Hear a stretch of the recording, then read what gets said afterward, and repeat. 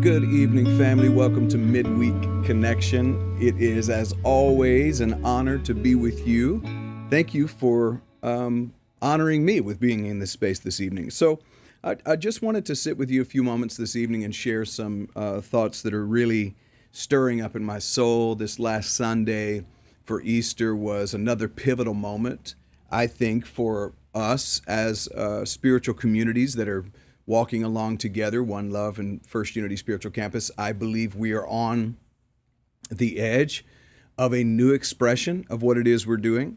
I'm feeling a very powerful prophetic call to let go of the way we've done everything, to be open to anything and allow the possibilities to start flowing in ways that perhaps they never have, to be willing to let go of the mold that we think we have had for doing things the way we do things, letting go of names and titles and letting go of the old patterns of the way we do things. And so I need you to sort of be aware that as the spiritual leader of First Unity Spiritual Campus, as the founder of One Love Consciousness Movement, that we're going to be really questioning and bringing everything into question. We are in a season of, once again, transition, and I am feeling a sense of urgency, not emergency, but urgency.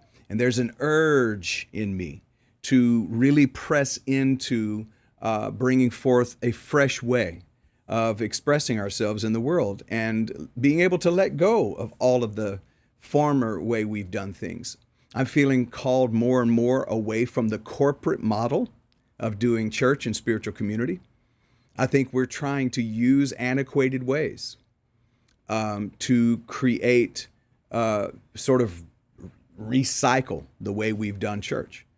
Even with the way we talk about money and budgets and all of the things that we think are so important, and they're really not. We're allowing things to get in the way of the truth of who we are. Even this whole looking for a building. There's this sort of almost sense of fear. What's going to happen if we don't have a building, if we don't have a place to meet in, or we're going to fall apart? We've got to have some place to be. That whole got to thing we need to drop. That whole desperation thing we need to drop. We need to start really living by these principles once and for all that we say we truly mean. And this is more about a movement than it is one church or a geographical place that we meet.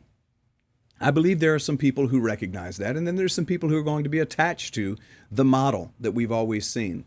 I think we need to be more open. We need to not only revolutionize, but we need to evolutionize. We need to evolve past the molds and the particular patterns that we've seen work in the past, and we need to allow ourselves to come into a higher level of being and thinking and observing and noticing and allowing. I think we need to really grow up and allow ourselves to become more creative and explore and not live in a place of emergency or live in a place of desperation.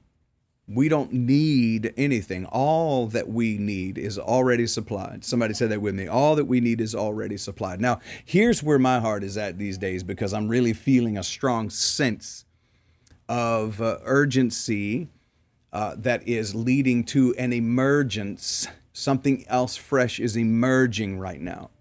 And so if I was going to title this chat with you this evening, which I have decided to, I would title it Prophetic Irritation and Irrigation Leading to a New Origination.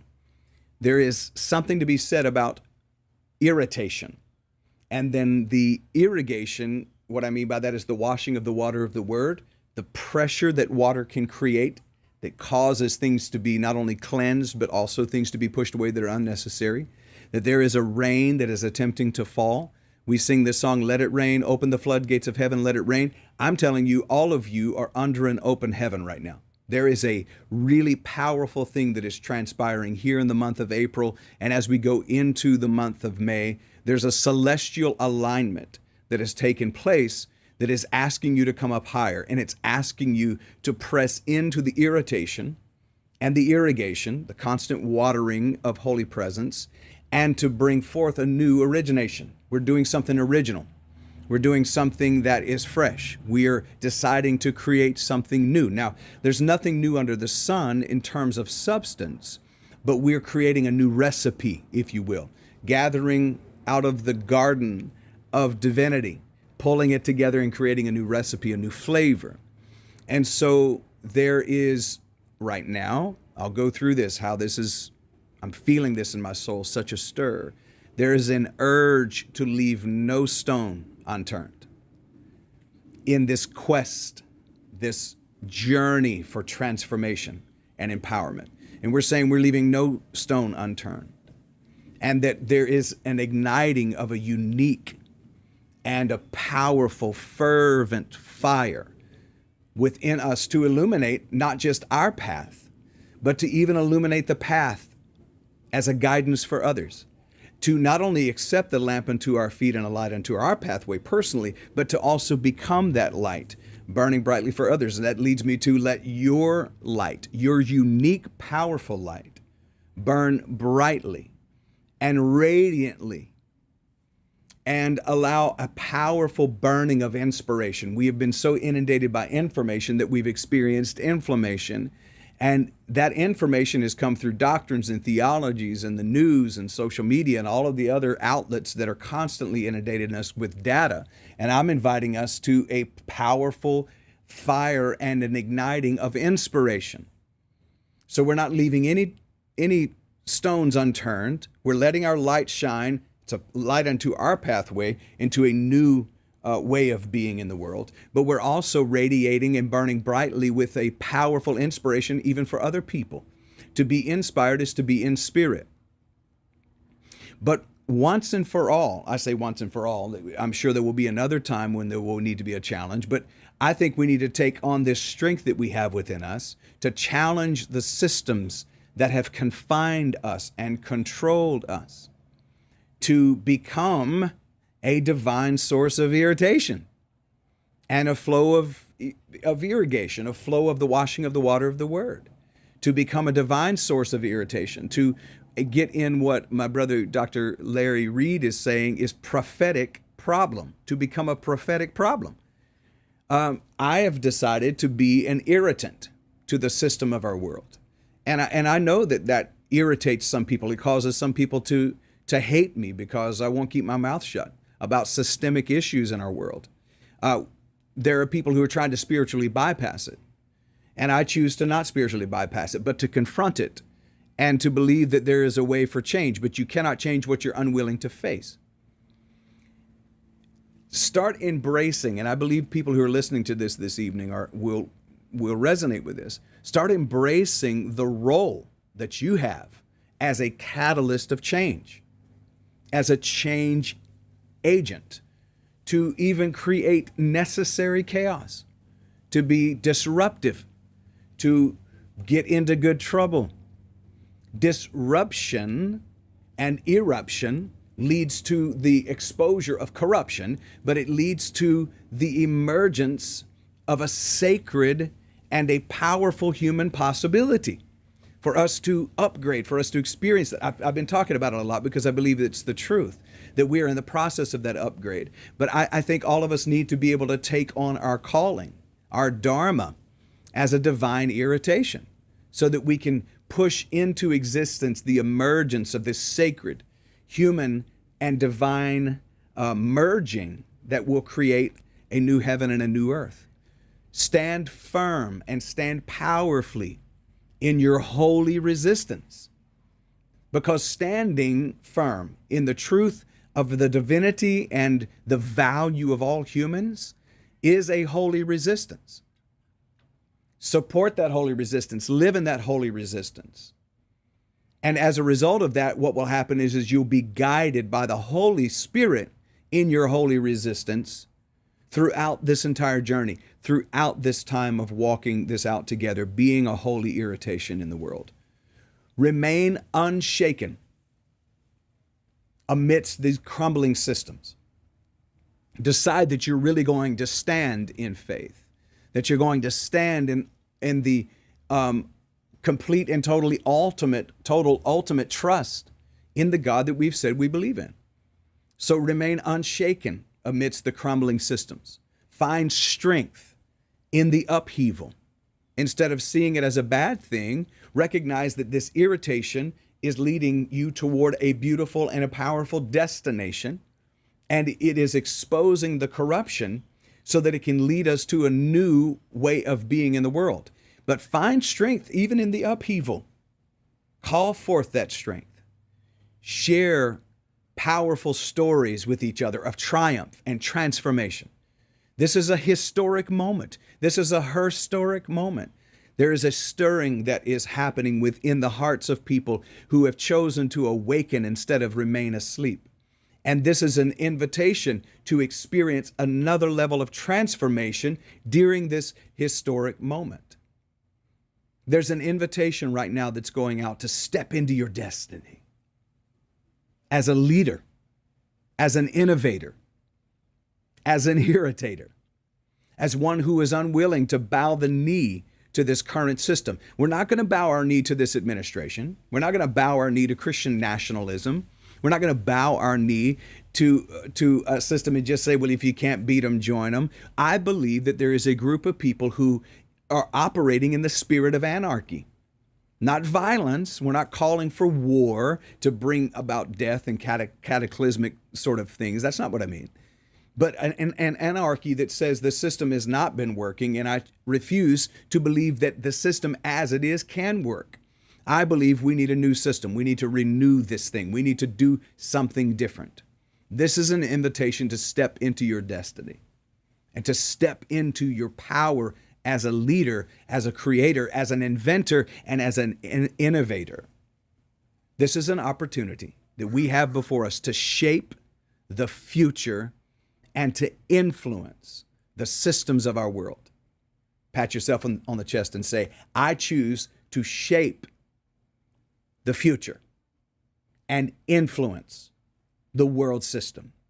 I choose to be an influencer, not someone who is just influenced, not somebody who is pushed by the systems of our world or just comfortable within it.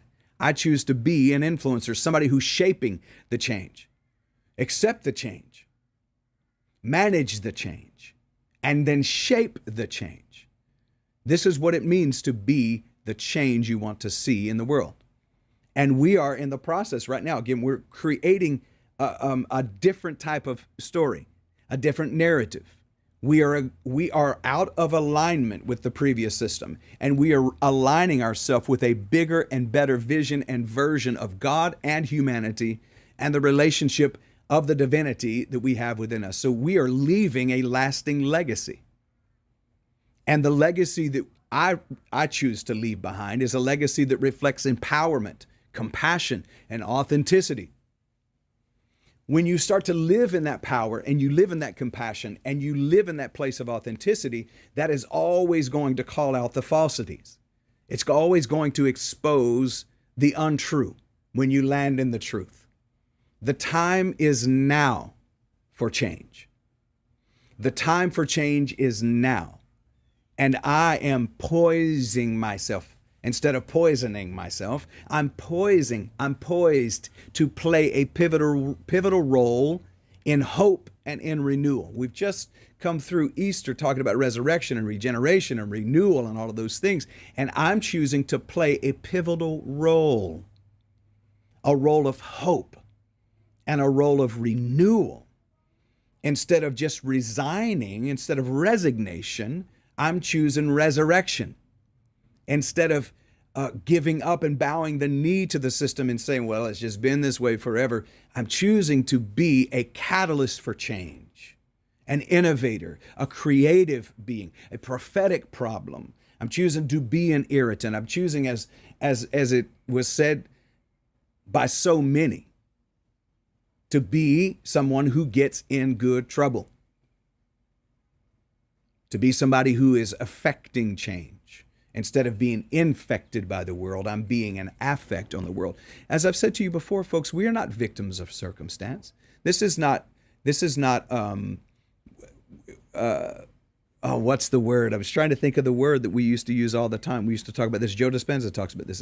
It's not just cause and effect. I am causing an effect. I'm choosing to be causation. I'm choosing to be innovation. I'm choosing to be the power of creation. Life is not happening to me. Life is happening through me. And as a result of that, that means that the happening, the Yud He Vav He, the I am that I am, is operating through me. And I'm allowing that life force to flow through me and out into the world to create a better world for all people. This is the choice that I've made. And I think there's an invitation to all of us to step into this as a part of our reality. So, in closing, I'll go back to the title of this evening's chat, Be a Prophetic Irritation and Irrigation. Again, using the pressure of water, creating and leading toward a new origination, a new creation. There's an urgent call right now, and I accept that invitation. Do you? Will you accept the invitation? And this so transcends all political divides. For people who think that when I say that I am not in alignment with Donald Trump or his administration or anything that they're doing, I'm completely the antithesis to that. People think that I'm being political with that. And the reason that you do is because you maybe are in alignment with what's happening and you don't like it that I'm calling that out. This has nothing to do with politics. This has never had anything to do with politics for me. This is so much higher than that. And I invite you to consider coming up above that, rising above it, transcending that, and moving to a higher level and looking down on it and saying to yourself, this is not about saving the world that we live in. This is about creating a new world. And we can be a part of that. You can. There's an urgent invitation to step into your destiny, to step into your purpose, to step into your dharma, your calling, to be an innovator, a creator. Instead of a bystander, become an active participant in creating the world that you want to see. Use that divine power that you have within you and step into that purpose. All right, that's what I have to share with you this evening, folks. I love you so much. I'm going to go ahead and get out of the way and say, now go and make it a great evening.